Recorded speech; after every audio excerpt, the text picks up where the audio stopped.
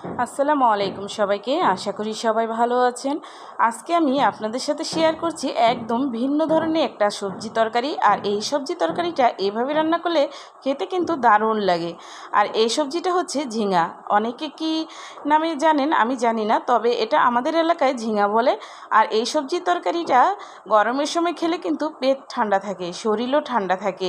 বিশেষ করে যাদের উচ্চ রক্তচাপ তাদের জন্য এটা তো খুবই উপকারী। আর বাচ্চাদের জন্য তো অনেক উপকারী, খেতে পারলে এটা শরীরের জন্য খুবই উপকারী। তো কে কীভাবে খান অবশ্যই কমেন্টের মাধ্যমে জানাবেন। আর আমার চ্যানেলে যদি নতুন থাকেন অবশ্যই আমার চ্যানেলটি সাবস্ক্রাইব করবেন। আর যারা ফেসবুক থেকে দেখছেন সবাই ফলো দিয়ে দিবেন। তো আমি এখন খোসাগুলি ছাড়িয়ে নিচ্ছি। আর খোসাটা কিন্তু এভাবেই ছাড়িয়ে নিতে হবে। আমি এভাবে করে সবগুলো ঝিঙার খোসা ছাড়িয়ে নিয়েছি। আর এখন আমি পিস পিস করে কেটে নিব।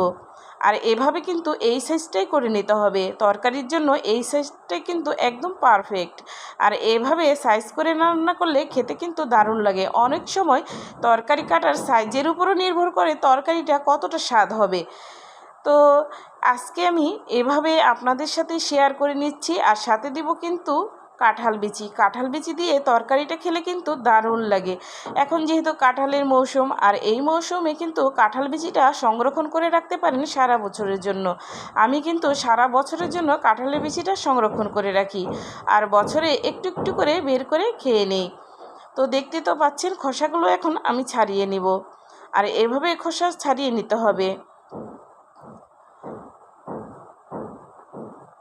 আর কাঁঠাল বিচি দিয়ে এই ঝিঙার তরকারিটা কিন্তু আমার বর খেতে ভীষণ পছন্দ করে। আর আমার শ্বশুরের কিন্তু ভীষণ পছন্দের এই তরকারিটা। আমাদের বাড়িতে গরমের সময় প্রায় হয়ে থাকে। আর আমার বরও এটা খাওয়া শিখে গেছে। আমারও মাঝে মাঝে এখন এই তরকারিটা রান্না করতে হয়।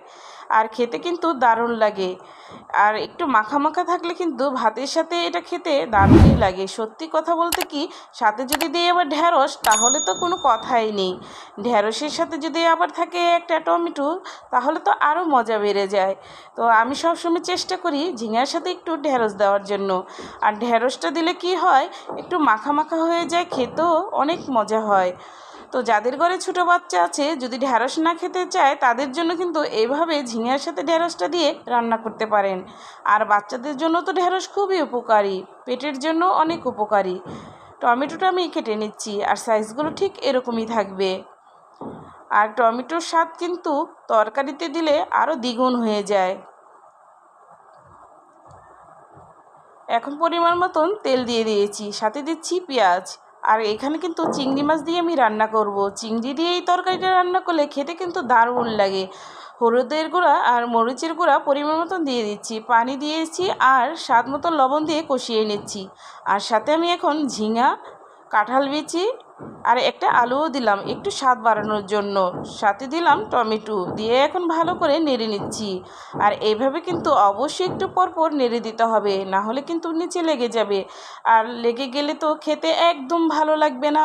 আর খেতে ভালো লাগার জন্য হলো একটু পরিশ্রম করে যদি রান্না করেন, পরিবারের সকলে কিন্তু হাসি মুখে এই তরকারিটা খেয়ে নেবে। আর তরকারি যদি ভালো হয়, মাছ মাংস এগুলো তো কেউ চাবেই না। কারণ অনেক সময় দেখা যায় যে সবজি খেতে অনেকেই পছন্দ করে না, কিন্তু সবজিটা যদি একটু ভালো করে রান্না করা যায় তাহলে কিন্তু মাছ মাংসকে মানুষ একদম খেতে পছন্দ করবে না। আর মাছ মাংসের স্বাদও হার মেনে যায় সবজি তরকারি যদি একটু মনোযোগ দিয়ে ভালো করে রান্না করা যায়। আর আমি ঢ্যাঁড়সগুলো দিয়ে দিচ্ছি, আস্তে আস্তে ঢ্যাঁড়স দিবেন, তাহলে খেতে ভালো লাগবে। কেটে ঢ্যাঁড়স দিলে ওটা কিন্তু নরম হয়ে যাবে আর খেতেও ভালো লাগবে না। আর তরকারির স্বাদ বাড়ানোর জন্য আমি এখানে ধনিয়া পাতা দিচ্ছি। ধনিয়া পাতা দিলে খেতে কিন্তু আরও বেশি মজা হয়ে যায়। কিছু কিছু তরকারি আছে সেখানে ধনিয়া পাতা না দিলে কিন্তু স্বাদটা একদম বাড়ে না।